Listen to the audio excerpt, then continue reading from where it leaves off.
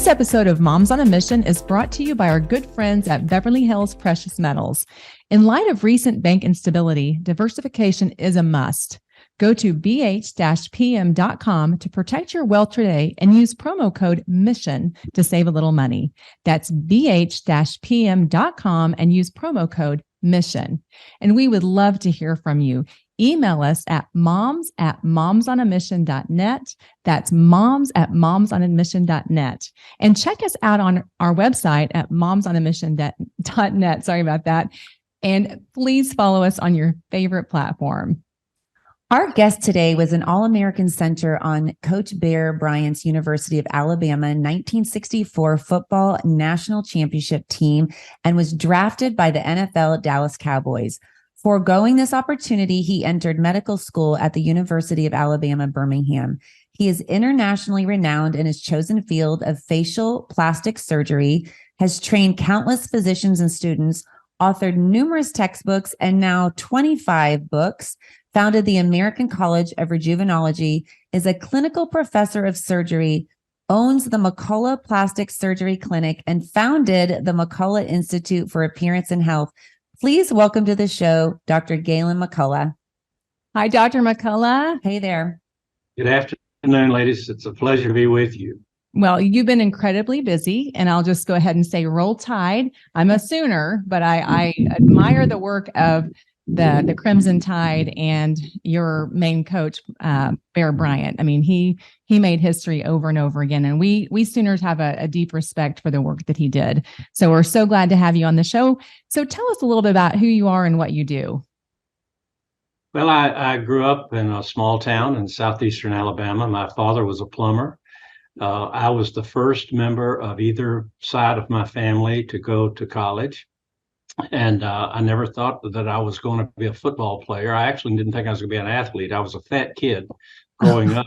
And so I lost weight. And then all of a sudden, I learned how to run and I learned how to do other things and ended up getting a scholarship at the University of Alabama and other colleges. And I had actually decided I was going to be an architect.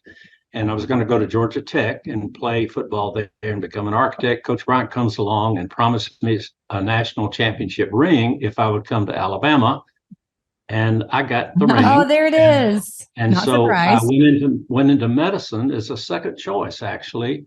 And then once I got into medical school, a plastic surgeon came to our lecture room, gave us a lecture on plastic surgery, and I saw what could be done to the face, and I realized that's architectural medicine.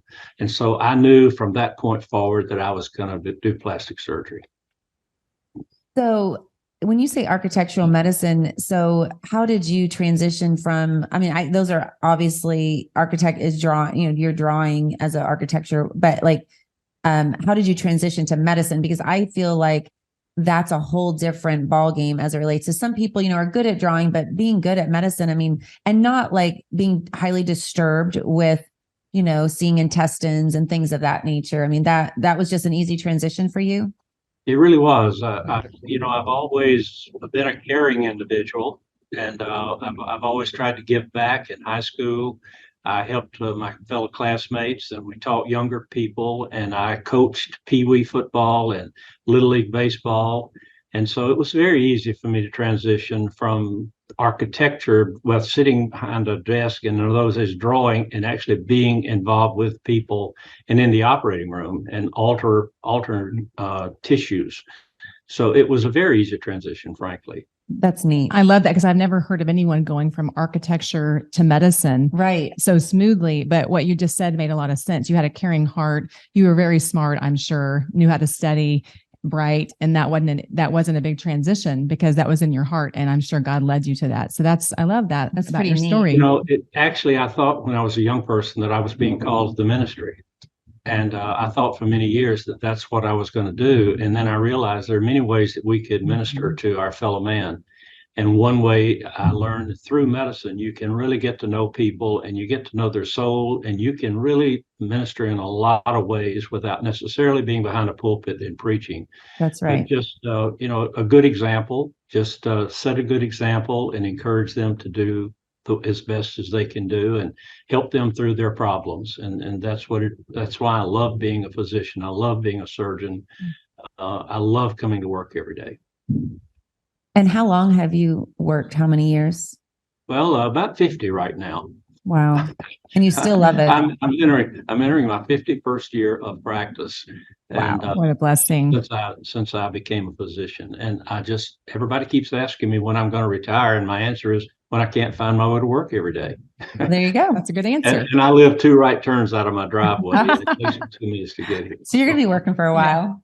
I'll be working for a while. Well, you have accomplished so much. You played football for Alabama under Coach Bear Bryant, winning your national championship ring, and then you were drafted by the NFL Dallas Cowboys. What led you to forego your professional football career to go to medical school? I mean, I'm so astounded by that. That's really cool. And I'm sure you have a reason for doing that. It was the most difficult decision I think I've ever made, because I went to see Coach Bryant. I received comments from everybody, advice from everybody. And finally, I went to see him, and I sat down and I said, Coach, I've been drafted, and what do you think? And he asked me a question. He looked me in the eye and he said, Gaylon, can you live without football? And nobody had ever asked me that. So I thought for just a moment, and I said, I think I can. And he said, well, you've got a national championship ring on your finger. You've made an all-American team. And he said, I'm telling you, you can play in the NFL, so you have nothing to prove. And he said, if you can live without football, go get your medical degree, and you'll have a much longer career and a happier life. And so that was the best advice that anybody could have given to me. And I miss it. I mean, I often wonder what it would have been like to have played. I bet. When I needed the money. I needed the money to go to medical school, but I found other ways to work my way through. But the bonus money alone would have financed my entire medical education. Just signing the contract, the bonus money would have financed everything. But I decided to forego that and work my way through. Well, I love hearing about these coaching stories, because coaches can make such an impact on a young man or young woman's life. And I have a parallel to that. My dad played for the University of Oklahoma, Boomer Sooner, back in the day, and had a great coach as well. And there's such a parallel to this. He played under Bud Wilkinson, and my dad had a similar story. My dad did not get to go play, wasn't offered to play professional ball, but some other opportunities. And I remember him telling us one of the stories was that Bud Wilkinson sat him down the same way Bear Bryant did with you and said, son, you're a smart young man. You've done what you need to do. And I think that law school will really serve you well. And he really watched my dad. And I'm sure Bear Bryant did the same thing with you. But to sit down and kind of walk that out with you, I love highlighting good coaches. And hopefully what you just said will inspire any coach that's listening to, inspire young men and women to do great things. And maybe for some it is professional football, but you really thought about that before you just jumped into it, and probably were thankfully listening to the Lord. But I love highlighting those coaches that made such great history and great football teams as well. Well, the great coaches are more interested in developing character in their players. Yes. And winning obviously comes with that, but they would sacrifice winning for character. As a matter of fact, one of the things that I just wrote in the book about Coach Saban and Coach Bryant is that this past year, Coach Saban supposedly had the #1 recruiting class in the country. And during the press conference, he was asked about it. He talked about the character of the players that he had recruited before he ever mentioned any of their athletic ability. Wow. And so I think that's what any coach or any teacher, no matter what you're teaching, you can have a tremendous impact on the lives of young people if you're willing to listen to them and to give them the kind of advice that will keep them on the straight and narrow, I believe. And I think that's one of the responsibilities that we have. There's a verse in Luke, one of my favorite verses. Of course, Luke was the physician, disciple. And the verse is this: to whom much is given, much is required. And those of us who've been given wonderful opportunities for education and to play sports, I think it's an obligation for us to try to give back to the future generations. And that's one of the things I do with my books. Listen, I don't write books to try to make money. All the proceeds of my books go into a foundation to promote education for young people. So that's what drives me in writing, is to try to leave behind some of the lessons that people shared with me. Yes. Well, in your book, Tomorrow in America, The Battle for the Souls of Our Children, you say that your quote mission in this book is to expand the access to things that you and your children should know. Would you expound on that? Well, we talked about this a little bit earlier. The children, our kids today, are really not exposed to a lot of things in school that they need to be exposed to. Teaching the Constitution is something that we talked about earlier, and really breaking down the Pledge of Allegiance. What does every word of the Pledge of Allegiance mean? You could break it all down, and it all comes about being a patriot. And so I think that those of us who were fortunate to be born in the United States of America and to grow up here, we owe it to the next generation to try to make sure they have the same opportunities that we do. And that's getting more and more difficult. You know, one of the things that I say in the book is that evil used to lurk in the shadows. It no longer lurks in the shadows. Evil is front and center. We see it everywhere. We see it in the movies. We see it on television. They focus on the worst of America rather than the best of America. We're seeing it in our streets. The discipline is just not what it used to be. And I think we are being led astray. And this is part of a master plan. And I do think that the Luciferian element of humanity, and it's actually a religion, Luciferianism, and people may not realize that, but it's about transhumanism. And if you look at what we're seeing with artificial intelligence, all of those things, they're trying to take away the human element of being a human being and turn us into robots, so to speak. And I don't mean that literally, but so that we don't think anymore. Artificial intelligence, I think, is one of the most dangerous things that we are even contemplating right now, because they're trying to say you don't have to think anymore, just push a button and this machine will tell you what to think. And when you think of the ramifications of that, it's scary. Well, I think they're after the souls of our children, the Luciferian element, and the super elite ruling class is. And we need to stop thinking about that as a conspiracy theory and start looking at it as an actual conspiracy. See, there's a difference. A theory is something that might happen.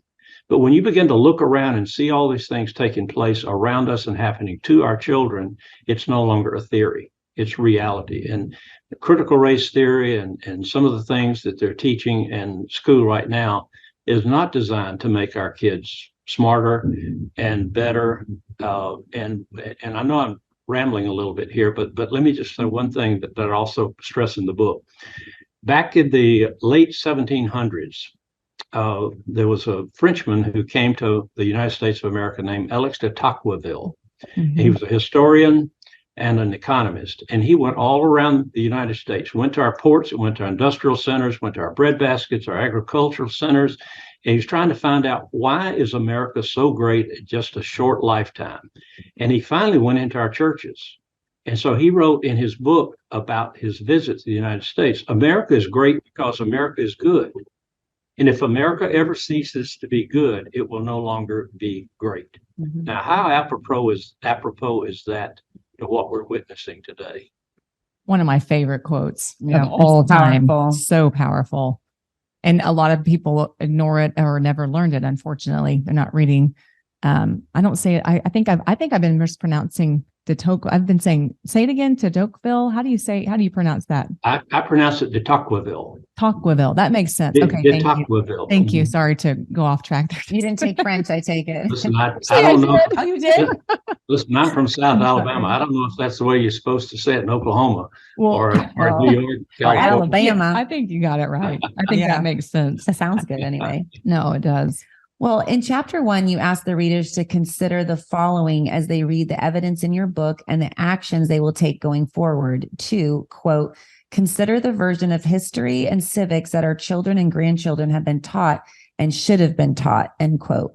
What has happened to the teaching of civics and history in our nation? I think it's gone by the wayside. I think I mentioned in the book that I have a civics teacher when I was in the 11th grade, and she started every class and ended every class with having us quote the following: your rights end where mine begin, my rights end where yours begin. So if you think about that we wouldn't have any problems if we just all respected each other's rights. And we go to a certain point where we realize we're stepping on other people's toes, we're taking their rights, and we just do what's the right thing. Do unto others as you'd have them do unto us. I mean, all of these things are based upon biblical verses and sayings that we all learned in Sunday school and training union and royal ambassadors and other things, vacation Bible school. So I think that's one of the problems that we're facing, is that our children are so distracted by other things. They always have a cell phone in their hand, and you can see them sitting around a table talking to each other on the phone, texting each other rather than discussing eye to eye. And we never, our kids are very rarely ever quiet. One of the things I learned who I am by sitting in the woods, hunting, and sitting on the sideline, or sitting on a riverbank or lake creek bank, fishing, just there for hours, just me and nature and God. And I had a lot of time to think and realize who I was and what I wanted to do. And our kids today are rarely ever quiet and by themselves and not being distracted or entertained by something. And I think that's one of the problems that we're facing. Yeah, I think that's a part of an agenda too, just that overstimuli. And I have, really fought that at home, just hearing like, well, I'm bored. And it's good to be bored. I mean, actually it is scientifically build in some boredom in your day. Yeah. And so I think that's why I love this book that you wrote, because it not only exposes what's going on and exposes the agenda, but also it helps parents and grandparents become more intentional with their time, with their teaching, walking alongside. I mean, the Bible says that train up a child in the way he should go. And when he's old, he won't depart from it. And when you think about in the Bible times when, the Jewish era, Jesus used analogies of walking along the way, when you rise up in the morning, when you go to bed at night, just, it's a constant training. And when you think about it with the phones and all these other distractions, I think that can definitely interrupt that time of teaching and learning about yourself and things of that nature. Yeah, it's so sad to me that kids, I mean, even our generation to a certain extent was able to have more of that quiet time, like you said, sitting by yourself and thinking. And I mean, rarely you just don't see kids doing that anymore. Mm-hmm. And I know there's some good information and that keeps coming out, but we really still haven't had phones long enough to see even the research of what it's doing to our brains. I mean, we're seeing some of the results of it, but I'd like to see some of that data as well. I mean, not that you have to have hard data every time, but it sure would be nice to show that to our kids and say, you know what, the science shows you got to put these things down, or this is blocking brain activity, which we know it is. And socially, my husband's talked about that so many times. He feels like kids can't look at adults in the eye and talk to them. It's like things that we took for granted. And yes, our parents would get on to us when we were growing up to do that. But now these phones are so addictive. They're so attractive, and they really are messing with our kids' brains and learning capacity, socially, mentally, emotionally. One of my books is entitled The Orwellian State of America. And I read George Orwell's book, 1984. Mm-hmm. It used to be required reading in school. And now I don't even think it's in the libraries and most public schools. But George Orwell, it's a very interesting story, that's not his real name. His real name was Eric Blair. And he's from the Blair family of Tony Blair that was Prime Minister of Great Britain. And so that's his family. And his father was part of the Secret Service, the MI6 that James Bond was involved with, MI5, MI6. And he fought in the Spanish Civil War. And he saw firsthand what communism was like and what they were doing. And totalitarianism. And he went to his father and he said, I'm going to write a book. And his father said, well, two things. First of all, you can't use your real name. And secondly, you have to write it as a novel. And so what he did is he took the name George Orwell and he started writing the book. And he was telling us what totalitarianism is going to do, what Big Brother, called it Big Brotherism. Mm-hmm. And we're watching that now. If you remember if you ever saw the movie, 1984, and it's a black and white movie, and I'd recommend everybody see that. It's an old movie, but they have television sets everywhere, and you're never quiet. It's never quiet. The television set, wherever you are, is feeding things into your brain. It's just indoctrination. And so that's exactly what's happening with our children with these cell phones. They're being fed information, and so their brains never have an opportunity to think rationally and figure out problems. And so therefore, when they come up against a problem, they really don't even know the thought process of how you go about analyzing and determining what the problem is, and then coming up with some alternatives and trying them and going back and continuing to get better and better and better. And that's what sports teach you. The one thing that sports will teach you is to do that. And so I think that we need to encourage them to be involved in sports, at least when they're playing sports that are not, the telephone is not in their hand. That's one good thing. Whatever sport it is, at least their mind's clear and they can be thinking about other things. Well, maybe this summer we all add 1984 to our summer reading list. Parents and kids. I would strongly recommend that book. And what I've done is I've written the only sequel to George Orwell's 1984. It's called The Orwellian State of America. And you can read that book. And what I've done is I've compared the things that he wrote about to things that are happening in America today. And so, once again, it's no longer a conspiracy theory whenever you see that these things are actually happening to our children and to us on a daily basis. Yeah. And you mentioned in your book as well, and I think it goes right along with this, you might want to add to this or not, that you said that you concluded that in your silence that it would solidify a path to a life of communism. And how did you conclude that? Does that kind of segue together with what we're talking about here? I don't quite understand what you're. Let me read that back again. It said you mentioned that you carried on a continuous debate with yourself whether or not you should follow millions of Americans and take the easy way out. You said you concluded that in your silence that it would solidify a pathway to a life of communism. Did I say that? You did.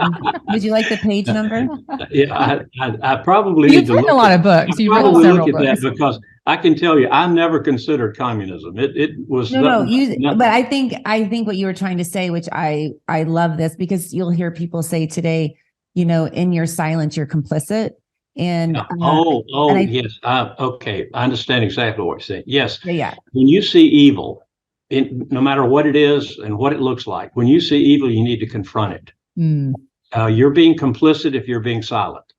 If that was the reference there, absolutely. And so we're seeing communism come in from everywhere. China is coming across our border, which is coming in from the southern border. We're being inundated right now with anti-Americanism individuals and anti-Americanism culture, and they're flowing in here by the hundreds of thousands every week. And so dilution is going to be a problem that we're going to be dealing with. And yes, you better realize that the Democrats are going to try to make sure that every one of those illegals can vote. And they're going to, which way they want them to vote. And so they're moving into the red states so that the Democrats on those really close states, they'll be able to control it. So the whole idea here is for them to gain control of America. And then if you got to look beyond why. Why are they trying to gain control of America? Because there are 13 families that control the world, and their objective is for us to have a one world government. And people don't realize that that's already been approved by the United Nations. The United Nations set up a committee that has looked into one world government, and they came up with a manifesto, and it calls for a one world currency, a one world army, a one world judicial system, all of those things. And they are in place. And so we're working toward that. They're working toward that. And the United States is the only thing that stands between a one world government and where we are today in the world. So when the United States goes down, it will be a fait accompli. And at that point, every race will be slaves to Big Brother. And that's the sad thing about it, is they're using slavery to beat us over the head, although it happened hundreds of years ago, and those of us who are alive today had zero to do with that. We're being blamed for it, and the reparations that are being called for, it's just foolish. It's another way to divide us, and it's the old thing of divide and conquer. And so if they divide us and we're warring with each other, then we really can't war with the big enemy, which is communism and radical Islam. And we cannot forget the fact that radical Islam, both of those entities have already stated that their objective is to control the world. And the United States is what stands in the way of one or both of those controlling the world. So we've got a very short opportunity here, very short window of opportunity. And if we don't win the 2024 presidential election and get Congress back, I don't know that we have a chance to save it. And that's what's so sad about our children. Yeah. I mean, they're really relying on us to protect them in multiple ways, not just, physically, helping them be healthy with their food, having them exercise. But I mean, they really are relying on us to stand up, speak up, show up. And, and our motto is to educate, awake, and activate. So, I mean, people don't know what they don't know, right? So like our thought process is, if we can educate enough moms and dads and grandparents, really, for that matter, and explain things like this, maybe they'll go to their city hall meeting, maybe they'll go to the school board meeting, maybe Yes. they'll run for an office, maybe, who knows, but I mean, maybe they see this and go, it's time. I need to do something at this point. I can't just sit on the sidelines and think, oh, somebody else will do it. They've got this. No, I need to stand up and I need to make a difference today in my circle of influence. Definitely. I just took a trip. My granddaughter got her MBA degree from the College of Charleston this past weekend. So we went up there, and on the way home, we flew Delta. And Delta has an ad on their planes right now when they come on and tell you about all the things that you need to do in case of an emergency. And it starts off with something that I think is extremely powerful. It said the power of one is powerful, but the power of 80,000 is unstoppable. Now they're talking about their 80,000 members and employees. But when you start thinking like that, each of us, the power of one, but when we come together in numbers, it multiplies by many, many times. And that's why I really commend the two of you for what you're doing, for bringing forth some of the issues, for having them talked about in the open so that people can begin to open their eyes and see what's truly happening to our country, because we have a very short window of opportunity to save this country. Yeah, some of the things that are happening in government where people aren't being held accountable, and we're weaponizing the IRS and the FBI and taking our freedoms away every single day. And people that speak out are being chastised. And you look at what President Trump has been through. No person should have to go through what he's gone through. And the more they investigate it, the more they show it was all a setup. Yeah. Sad. Yeah, and one of our guests we had on a week or so ago, I thought she made a good point. There's so many people that are either they're crippled by fear or they're in denial. And I would say that was a really good analysis. That's what I feel when I talk to friends and family and colleagues sometimes. And we've worked with we do see action starting to happen. I'm seeing some things in our own city that I've never seen before. And I've lived here for a very, very long time, where moms are gathering together to create new organizations, to show up at meetings. And like you said, I think we are the majority. It's just getting people out of their state of fear or denial, or just, I've just been a mom. I don't know what I can do, but you can do something. Yes. Just one thing. Yes. Just do one thing and do it well. That may be all it takes, is to get everybody to do one thing. So and really, it's the ripple effect. It's a ripple, and there's an old statement that all politics is local. Well, it really is, and it starts in your home. Yes. The politics starts in your home by what we teach our children, so that when they go out into the public, that they realize that maybe they're being told lies, that they can trust you and can trust us as parents, and they're being told lies. So then you get involved in PTA, the Parent Teachers Organization, run for office, city council, anything to start get a podcast. Out there. Start a podcast. Absolutely. And I really commend you for what you're doing, because I think women have more power than you realize. There've been a lot of great things that have happened with women's rights coming forward, and you have a voice now that you probably didn't have 25 years ago, and people will listen. And I think the fact that you are an activist, but you're an activist for making America better rather than tearing it down. And so my hat's off to the two of you for what you're doing. And I hope that you rally mothers by the thousands and by the millions. And so that next time we have an election, it'll be a fair and free election that we can all look back on and say, it wasn't stolen this time. Yes, we're praying for that too. And so we're going to be working very hard. Yeah. And I just wanted to say that's one thing that we're trying to do with Moms on a Mission, is to create a coalition and a hub where moms can come together. And I've always said that, together we're stronger. And that's why animals run in packs, because they're less vulnerable. And so that's what we want to do at Moms on a Mission, is just link arms and join forces and help each other, and to fight, this attack that is coming for our children and our nation. But we just wanted to say thank you, Dr. McCollough, so much for joining us today. We've thoroughly enjoyed visiting with you. You are a wealth of information, and your football experience with your coupled with your physician experience, you're an amazing human being, and it's amazing to hear all the things that you've done in your short life. So it's very impressive. So we thank you for your time and being here today. I absolutely love your football story, your architect to surgeon story. And again, like Miriam just said, it's been an honor to be with you today. And thank you for being with us. The honor is mine. I really enjoyed it. And once again, God bless you for what you're doing. God bless America. Yes, thank you. Well, we would love to hear from you. Let's get connected. If you'll go to our website at momsonamission.net and fill out your information, that's momsonamission.net. Also, email us with your comments or questions at moms@momsonamission.net. That's moms@momsonamission.net. And please follow us on your favorite platform. Moms on a Mission is excited to partner with our friends at MyPillow. According to sleep experts and sleephealth.org, over 50 million Americans struggle to get a good night's rest. That's where MyPillow comes in. They make the best pillows, sheets, mattresses, and mattress toppers. Several years ago, I was having trouble falling and staying asleep due to neck and shoulder pain. Luckily, I heard an ad about MyPillow and decided to give it a try. After 3 or 4 days, I really began to feel a difference.